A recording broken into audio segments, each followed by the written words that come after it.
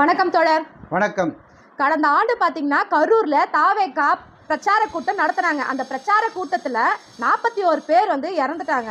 அதில் 32 பேருக்கு தகுதி வாய்ந்தவர்கள் என்று சொல்லிட்டு தமிழக அரசு கருணை அடிப்படையில் பணி நியமன ஆணையை வழங்கியிருக்காங்க.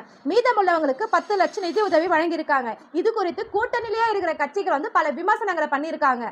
பல தரப்பினரும் இதற்கு எதிர்ப்பு தெரிவிக்கிறாங்க. இந்த மாதிரியான ஒரு அரசியல் ஆரோக்கியமான அரசியலை கொண்டு போகுமா தோழர்? உங்களுடைய பார்வை இதில் என்ன? மக்களுக்கு அரசு வேலை கிடைக்குதுன்னா அது ஒரு ஆரோக்கியமான ஒரு விஷயம்தான். ஆனால் அது எந்த மாதிரி சூழலில் கிடைக்குதுன்றது தான் நம்ம பார்க்க வேண்டியது இருக்குது. ஏன்னா நம்ம தூத்துக்குடியில் துப்பாக்கி சூடு நடத்துனாங்க. ஸ்டெர்லைட்டுக்காக மக்கள்லாம் போராட சொல்ல 13 பேரை துப்பாக்கியால் கருணையே இல்லாத அளவுக்கு அரசாங்கம் துப்பாக்கியில் வேட்டையாடிச்சு.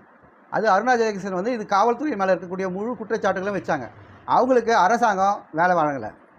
ஏன்னா மக்கள் ஒரு பொது விஷயத்துக்காக போராடினாங்க. யார் தவறு நடந்தது? அரசாங்கம் தவறு பண்ணது. அப்போ அரசு வேலை கொடுக்கல. அதே மாதிரி பார்த்திங்கன்னா வாச்சாத்தி வழக்கு பல ஆண்டுகளாக இருந்து இந்த அரசாங்கத்தில் இருக்கக்கூடிய அதிகாரிகளுடைய தவறான அணுகுமுறையினால் அந்த ஒரு கிராமமே பல விஷயங்கள், பாலியல் விஷயங்கள், எல்லா விஷயத்துக்கும் உட்பட்டு அந்த மக்களே பல இதில் சித்திரைக்கு உள்ளாக்குனாங்க. அவங்களுக்கு யாருக்கும் கருணை அடிப்படையில் அரசு வேலை வழங்கலை. இந்த மாதிரியான ஏகப்பட்ட குற்றச்சாட்டுகளை நம்ம சொல்லிட்டு போகலாம்.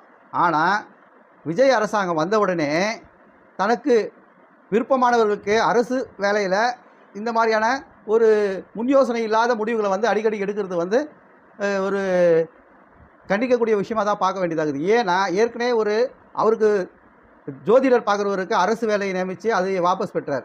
அதுக்கடுத்து பார்த்திங்கன்னா அவருக்கு ஒரு நல்ல நட்பாக சினிமா துறையில் இருக்கிறவருக்கு அரசு ஒரு வேலையை வழங்கியிருக்கார். ஒரு அதிகாரத்தை இது மூலியமாக வழங்கியிருக்கார். இப்போ பார்த்திங்கன்னா இவங்க ரசிகர்கள் இவருடைய ஒரு ஆண்டுகளுக்கு முன்னாடி நடந்த நிகழ்வுக்கு இப்போ அரசு வேலை வழங்குவது இது பார்க்க சொல்ல விமர்சனத்துக்குள்ளாகுது. பல தரப்பான மக்கள் இன்றைக்கி பார்த்திங்கன்னா நாள்தோறும் இது துப்புரவு தொழிலாளர்கள் சென்னையில் முற்றுகையிட்டு போராடுறாங்க. ஏகப்பட்ட விஷயங்களில் போராடிட்டு இருக்காங்க. எங்களுக்கு அரசு வேலை கொடுங்க, எங்கள் வேலையை சம்பளத்தை உறுதிப்படுத்துங்கன்னு சொல்லிட்டு எத்தனையோ இளைஞர்கள் இன்றைக்கி வேலை இல்லாத இளைஞர்கள்லாம் காக்ரோச் ஜனதா பார்ட்டின்னு ஒரு பார்ட்டியாக ஆரம்பிச்சிட்டாங்க. அந்த மாதிரி அரசு வேலைக்கு எதிர்பார்த்து பல தரப்பு மக்கள் காத்து கொண்டு இருக்காங்க. ஆனால் இந்த அரசு தரப்பு வேலையை இந்த மாதிரியான விஷயங்களில் நீங்கள் பயன்படுத்துறது இது ஏற்க முடியாத ஒரு விஷயமாக பார்க்கப்படுகிறது. ஏன்னா இவர் தான் சொல்லியிருக்காரு, முதலமைச்சர் ஆன உடனே என்ன சொன்னார், ஊரா வீட்டு நெய்யில் மற்றவங்களுக்கு ஸ்வீட் செய்து கொடுக்காத அப்படின்னு சொல்லியிருக்காரு. அரசு இயந்திரன்றது ஒரு பொதுப்படையான ஒரு இயந்திரம். அந்த இயந்திரத்தில் நிர்வாக தலைவர் தான் முதலமைச்சர். ஆனால் அவர் ஒரு தலைபட்சமாக இந்த முடிவுகளை எடுக்கும்போது மக்களாகிய நாம் கட்டாயமாக இந்த எதிர்ப்புகளை பதிவு செய்தே ஆக வேண்டும்.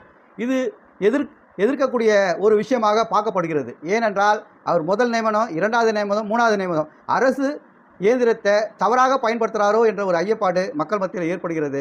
இதனால் இது ஒரு ஆரோக்கியமான அரசியலை கொண்டு சேர்க்காது என்பது